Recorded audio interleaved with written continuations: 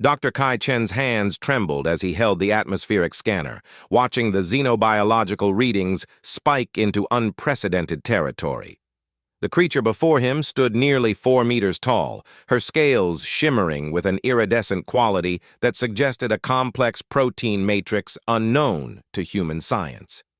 She was dying. The mining colony on Dracon 7 had been operational for 6 months when the seismic surveys revealed something impossible: a network of underground caverns containing a breathable atmosphere and temperatures suitable for carbon-based life. The planet's surface was a hellscape of sulfuric winds and temperatures that could liquefy lead, yet somehow something lived beneath. Kai had found her collapsed near Hangar 3, her massive frame sprawled across the permacrete landing pad. The hangar's environmental sensors had detected her first, an anomaly in the thermal imaging that couldn't be explained by the colony's standard operations. When he'd approached with his security detail, they'd found her. Humanoid in basic structure, but undeniably alien, with membranous wings folded against her back and a ridge of crystalline protrusions running along her spine that pulsed with a faint bioluminescence. "Sir, company protocol requires immediate containment," Lieutenant Morris had said, already reaching for her neural disruptor. "Stand down," Kai had ordered. His doctorate in xenobiology from the Terraform Institute had taught him to recognize the signs of acute dehydration across multiple species morphologies. The creature's scales were dull, cracking at the edges. Her breathing was shallow, each exhale producing a whistling sound that suggested respiratory distress. She's not a threat. She's dying. The ethical calculations had been simple. Under the sentience accords of 2247, any species exhibiting tool use, complex communication, or evidence of cultural development was entitled to emergency medical intervention. The leather-like pouch attached to her torso, clearly manufactured, not biological, satisfied at least one criterion.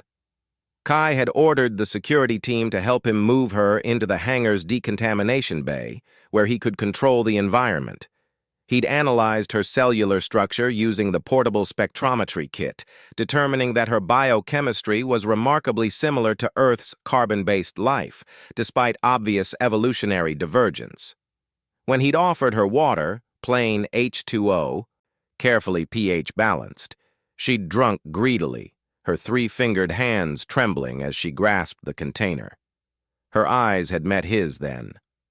They were large, gold with vertical pupils, and unmistakably intelligent. She'd spoken in a language of clicks, harmonic tones, and subsonic vibrations that his translator couldn't parse, but the meaning in her gaze had been universal: gratitude. He'd violated 17 different company policies by letting her leave after she'd recovered enough to stand. She'd touched his face with one massive hand, her scales surprisingly warm, then spread her wings and launched herself into the artificial twilight of the cavern system that opened beyond the colony's perimeter. That had been yesterday. Now Kai stood in his office overlooking the hangar bay, watching through the reinforced viewport as they arrived. The colony's seismic sensors had detected them first, a coordinated movement pattern suggesting organized military formation. Then the visual confirmation had come through. 378 individuals, all similar in morphology to the female he'd helped, arranged in precise geometric patterns around Hangar 3. They were armed. Each warrior carried what appeared to be a spear, but Kai's enhanced optics revealed the weapon's true nature: resonance staffs capable of generating focused sonic waves that could shatter molecular bonds. The technology was sophisticated, possibly more advanced than humanity's own directed energy weapons. "Director Chen, Colony Defense is requesting permission to activate the perimeter weapons." Captain Rodriguez's voice crackled through his comm implant. "We're outnumbered and outgunned. Those resonance signatures could tear through our shielding." Kai's mind raced through the calculations. Standard first contact protocols required defensive posturing, but something about the formation struck him as wrong. If this were an attack, they would have struck already. The warriors were arranged in concentric circles, their staffs held vertically rather than in attack positions. It was a formation, yes, but perhaps not a hostile one. "Hold fire," Kai ordered. "I'm going out there." "Sir, that's an order, Captain." The walk from his office to the hangar's main airlock took 3 minutes, but it felt like an eternity. Kai sealed his environmental suit, checked the atmospheric mixture in his helmet, and cycled through the lock. The air outside was thin but breathable, engineered by whatever ancient geological processes had created the cavern system. The warriors watched him approach. As he drew closer, he could see the variations in their scale patterns, the individual differences in height and build that marked them as distinct persons, not drones. At the center of the formation stood a figure taller than the rest, her scales a deep azure shot through with veins of gold. She wore an elaborate harness decorated with what appeared to be circuit-like patterns that glowed softly. The female he'd saved stepped forward from behind the azure warrior, and Kai felt relief flood through him. She appeared healthy, fully recovered. She gestured toward him, producing a series of melodic tones that his translator suddenly caught fragments of. "Honor! Debt! Clan witness!" The azure warrior stepped forward. And when she spoke, Kai's translator struggled to keep pace with the complexity of her language. The device rendered it as, "Human who gives water to dying stranger. You have acted with honor toward Shara, daughter of my blood, warrior of the Thermal Currents clan. By ancient law, a life debt has been established." The translator provided helpful context in a sidebar. Cultural note: life debt protocols detected. Probability of gift exchange ritual: 94%. The Azure Warrior, clearly the clan leader, continued. "We are 378 warriors of 6 allied clans. We come to witness the debt and offer alliance. Your people drill into our world beneath. We have watched. We have debated.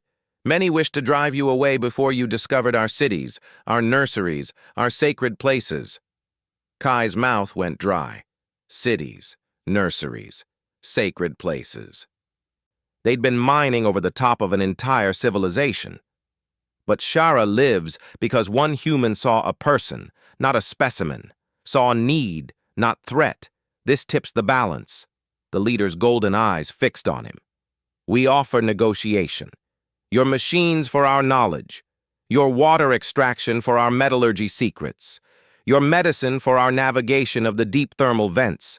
We offer to let you stay if you agree to recognize our sovereignty over this world beneath." Behind him, Kai could sense the colony's defensive systems tracking every warrior, calculating firing solutions, estimating casualty ratios. A simple word from him could start a war.